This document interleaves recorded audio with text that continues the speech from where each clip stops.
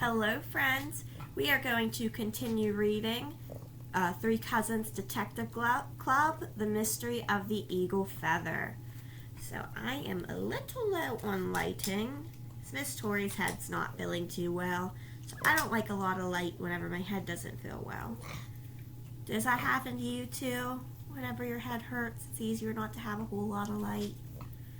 Yeah, but Miss Tori needs light to see to read, so we're going to make a little bit of light here. Perfecto. Alright, so yesterday we read chapters 3 and 4. The kiddos made it to the powwow, and there were two mysterious things that happened.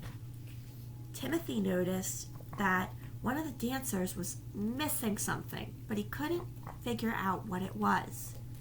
And then, when they were shopping, they overheard a conversation that someone was missing something that was irreplaceable, priceless, had been in the family for years and years.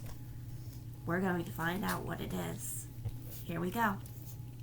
Chapter 5, The Grand Entry. My dog is coughing. I apologize. You might see her bum in the picture in a minute. The Grand Entry. With the pounding of the drum, it was hard to think of anything else. The singers sat in a circle around the big drum and pounded out the rhythm. Then they began to sing. It was time for the Grand Entry. First came the honor guard, carrying the flags. Then came people who served in the military. Then came the young women who had been crowned powwow princesses. Timothy felt Sarah Jane squirm beside him. From the look on her face, he could tell she was dying to be an Indian princess. The adult dancers came next, stomping and twirling to the rhythm of the song. The honor guard moved to the center of the arbor, so that as more dancers came in, they formed a big spiral circle. Excellent, gasped Titus. So cool, breathed Sarah Jane. Neato, agreed Timothy. The Grand Entry was one of the most exciting things he had ever seen. It was all the more exciting because coming to the powwow had been his great idea, and it was all working out so perfectly. Well, almost perfectly. Timothy looked for the dancer who had so rudely run into him, but he couldn't pick him out. There had been something odd about him. Timothy was sure of that. He just didn't know what it was. The kid dancers came after the adults. Timothy could see them lined up by the entryway, waiting their turn in line to dance into the arbor. He got out his photograph of Anthony and studied it carefully. Then he strained to see if he could spot Anthony in person amid all those colorful outfits. He might not have seen him if Anthony hadn't been scanning the crowds in the stands to get a glimpse of Timothy at the same time. Timothy and Anthony spotted each other at exactly the same moment. They smiled and waved. Timothy nudged Sarah Jane and Titus, who smiled and waved too. Then Anthony turned his attention to dancing. He looked as if he was concentrating very hard. Timothy even thought he looked a little worried, but he couldn't imagine why. When Anthony danced,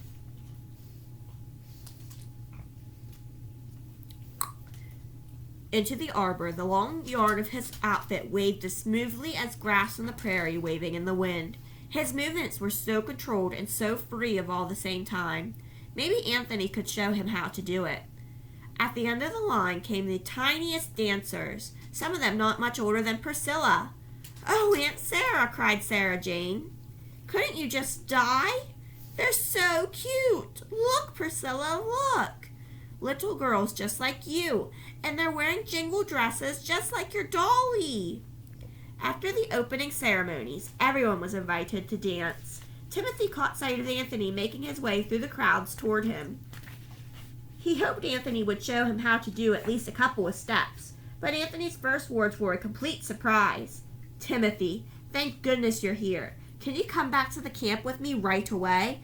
I need the TCDC." What's the TCDC? What do you think? Think. I know you know. We're going to find out.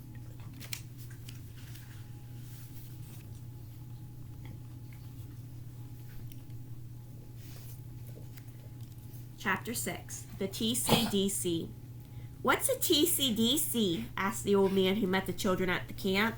"It's letters, grandfather," said Anthony respectfully. "Capital T, capital C, capital D, capital C. It stands for the Three Cousins Detective Club."